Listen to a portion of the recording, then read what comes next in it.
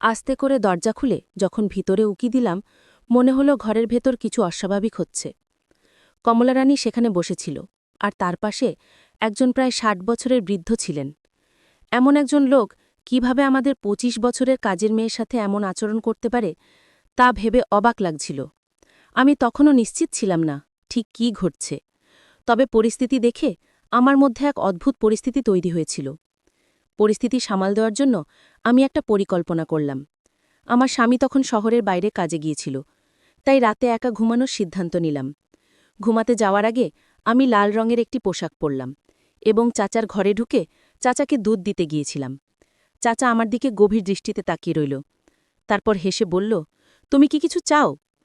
তারপর তিনি আমার হাত ধরে টেনে, হ্যালো বন্ধুরা, আমাদের আরেকটি মজাদার গল্পে আপনাদের সবাইকে স্বাগতম। আমি আশা করছি এই গল্পটি আপনাদের ভালো লাগবে। আমার নাম প্রিয়া, আমি শহরে থাকি এবং আমার বয়স ২৫ বছর। আমি একজন বিবাহিত মহিলা, তবে আমার জীবন যেন নানা রহস্যে ভরা।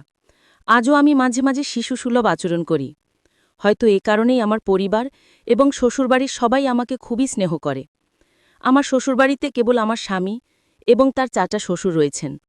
চাচা শ্বশুর ৬০ বছরের একজন অবসরপ্রাপ্ত সরকারি কর্মকর্তা। তিনি কখনোই বিবাহিত ছিলেন না, তাই তার সন্তানও নেই। প্রতিদিন পেনশনের টাকা এবং গ্রামের সামান্য চাষাবাদ থেকে যা আসে তা দিয়েই তিনি চলেন। সারাদিন তিনি তার ঘরে বসে টিভি দেখেন বা বিভিন্ন বই পড়েন। আমার শাশুড়ি ও শ্বশুর আমার বিয়ের আগেই মারা গেছেন, তাই বাড়ির পরিবেশ ছিল একটু নিরিবিলি। আমার চাচাও মাঝে মধ্যে আমাদের সাথে থাকেন এবং তিনিও নিজের স্বাস্থ্য বেশ ভালোভাবে ধরে রেখেছেন। চাচা ছিলেন সবসময় ফিট এবং সুস্থ। তার মাথার চুল এবং বড় গোঁফ কিছুটা সাদা কিছুটা কালো, কিন্তু তার ব্যক্তিত্বের সবসময় একটা তেজ ছিল। আমি তাকে সবসময় সম্মানের চোখে দেখেছি। আমি নিজেও স্কুল কলেজে খুব মেধাবী ছিলাম, তবে ঘরের পরিবেশের কারণে কখনো ছেলেদের সাথে খুব বেশি বন্ধুত্ব গড়ে তুলতে পারিনি। আমি আমার বন্ধুদের গল্প শুনতাম, তাদের এবং তাদের বন্ধুদের অভিজ্ঞতা শেয়ার করত, আর আমি সবসময় চুপচাপ শুনতাম। বয়স বাড়ার সাথে সাথে আমার সৌন্দর্য বেড়ে যাচ্ছিল। অনেকেই আমার সাথে কথা বলতে চাইত, কিন্তু আমি খুব সাধারণভাবে জীবন কাটাতাম। আমি এমন কাউকে খুঁজে পাইনি যাকে আমি পুরোপুরি বিশ্বাস করতে পারি। যখনই টিভিতে বা গল্পের বইতে প্রেমের দৃশ্য দেখতাম, তখনই মনের মধ্যে একটা আকাঙ্ক্ষা জাগত। তবে বিয়ের আগে এমন কোনো অভিজ্ঞতা আমার জীবনে আসেনি। বিএসসি শেষ বর্ষে থাকতেই আমার বিয়ে হয়। তখন থেকেই আমার জীবন নতুন মোড় নিতে শুরু করে এবং আমি এক নতুন অধ্যায়ের দিকে পা বাড়াই। আমার স্বামী প্রথম দেখাতেই বেশ ভালো মানুষ মনে হয়েছিল। এনগেজমেন্টের পর একদিন আমরা একসাথে সিনেমা দেখতে গিয়েছিলাম। আমার স্বামী সেদিন আমাকে স্নেহের সাথে কাছে টেনে নিয়েছিল, যা আমাকে খুব আনন্দিত করেছিল। আমার মনে হচ্ছিল যেন আমার স্বপ্ন পূরণ হচ্ছে। তিনি আগেই বলেছিলেন, আমরা যত বেশি সময় একে অপরের সাথে কাটাবো ততই সম্পর্ক গভীর হবে। আমারও বিয়ের প্রথম রাতের কিছু স্বপ্ন ছিল, যা আমি মনে মনে চেপে রেখেছিলাম। বিয়ের কিছুদিন পর আমাদের জীবন সুন্দরভাবে চলতে থাকে। আমাদের বিয়ে যাচ্ছিল আমার জীবনের অন্যতম সুন্দর মুহূর্ত। আমি আপনাদেরকে আমার পরিবারের গল্প শেয়ার করছিলাম, আমার চাচা এবং শ্বশুর শাশুড়ির কথা। বিয়ের ১ বছর পর আমাদের জীবনে আরও অনেক আনন্দ যোগ হয়েছিল। আমার স্বামী তখন তার কোম্পানিতে ইঞ্জিনিয়ার হিসেবে কাজ করছিলেন, তাই কাজের চাপও তেমন ছিল না।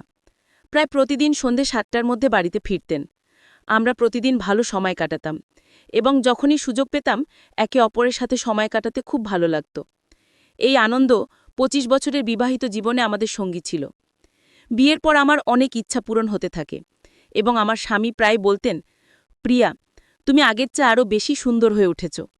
ধীরে ধীরে আমি একা থাকতে অভ্যস্ত হয়ে উঠেছিলাম।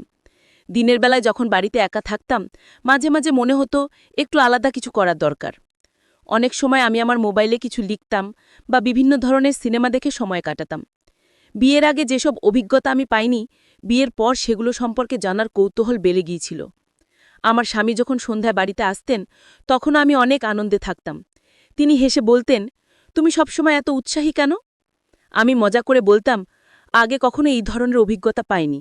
এখন ২৫ বছরের জীবনটা আরও নতুন রূপে দেখছি, তাই আমি সবসময় হাসি খুশি থাকি। বিয়ের ১ বছর পর আমার স্বামী পদোন্নতি পেয়ে ম্যানেজার হয়েছিলেন। অফিসের কাজে ব্যস্ত থাকায় তার বাসায় আসতে দেরি হতো। সকাল ৮টায় অফিসে যেতেন আর ফিরতেন রাত ১১টায়। তার ব্যস্ততার কারণে মাঝে মাঝে মনে হতো যেন কিছু অপূর্ণ থেকে যাচ্ছে। তবে আমি নিজেকে সামলে নিতাম। একদিন হঠাৎ মনে হলো আমার প্রতিবেশী ভাইটিও বেশ সুদর্শন, কিন্তু আমি জানতাম এমন কোনো পদক্ষেপ নিলে ভুল বার্তা ছড়াতে পারে। তাই আমি নিজের উপর নিয়ন্ত্রণ রাখতাম। আমি প্রায়ই আমার প্রতিবেশী সুনীলের বাড়িতে যেতাম। তার স্ত্রী আমার খুব ভালো বন্ধু ছিলেন এবং আমরা একসাথে সময় কাটাতাম। সকালে আমি নাশতা তৈরি করে আমার চাচাকে খাওয়াতাম। তারপর সুনীলের বাড়িতে যেতাম। সেখানে ১-২ ঘন্টা গল্প করার পর বাড়ি ফিরে দুপুরের খাবার তৈরি করতাম। আমাদের কাজের মেয়ে এসে ঘরের কাজ করত। একদিন আমি প্রতিবেশীর ফুপুর বাড়িতে বসেছিলাম। হঠাৎ আমার ভাইয়ের ফোন এলো যে তাকে তাড়াতাড়ি যেতে হবে। সেই কথা শুনে আমিও বাড়িতে ফিরে এলাম। তারপর রান্নাঘরে গিয়ে দেখি বাসনপত্র পরিষ্কার করা হয়নি।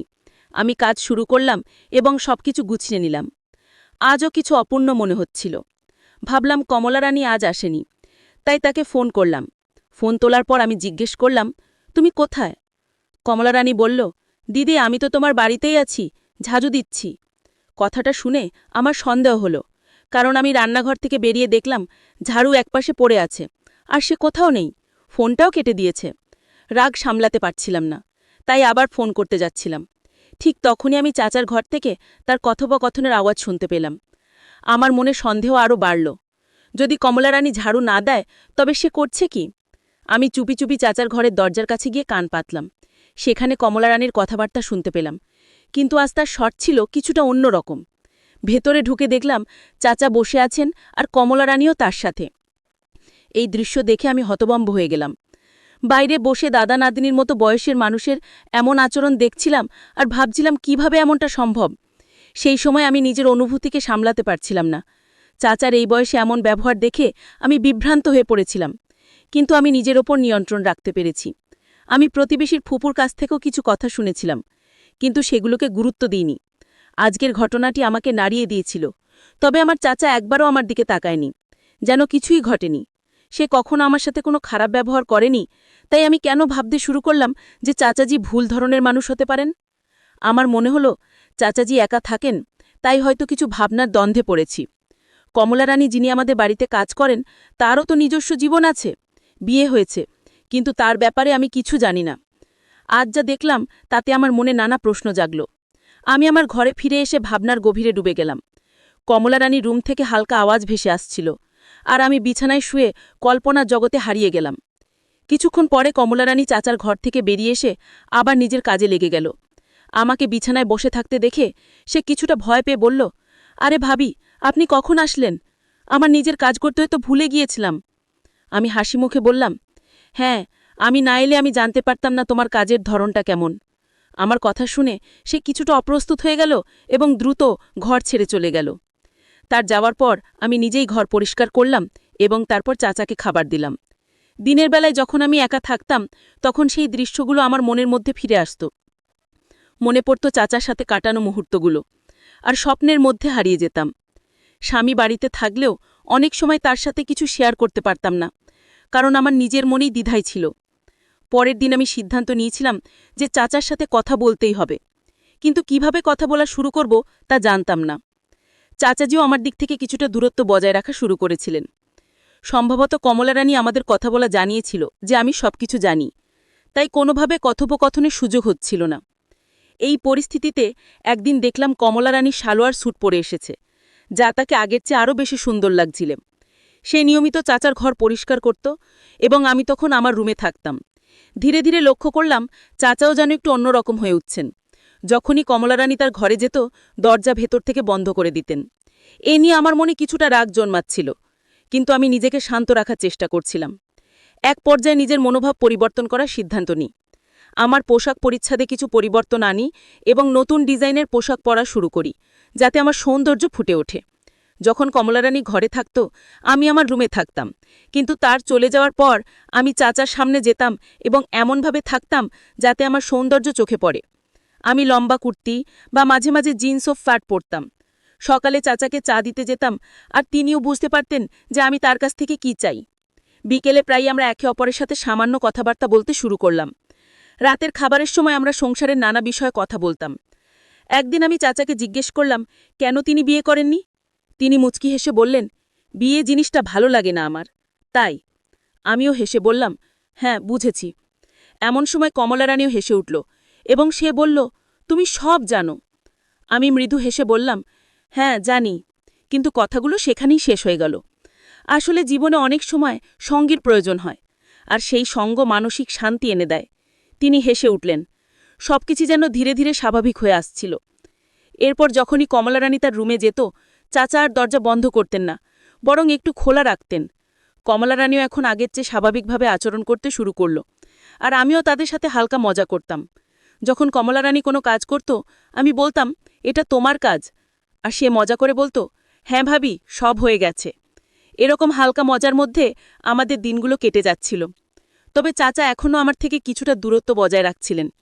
আমি প্রতিদিন নতুন পদ্ধতিতে তার সঙ্গে কথা বলার চেষ্টা করতাম। একদিন যখন আমি তাকে চা দিতে গেলাম, তিনি হঠাৎ তার খবরের কাগজ ছেড়ে আমার দিকে তাকালেন। তিনি কিছুক্ষণ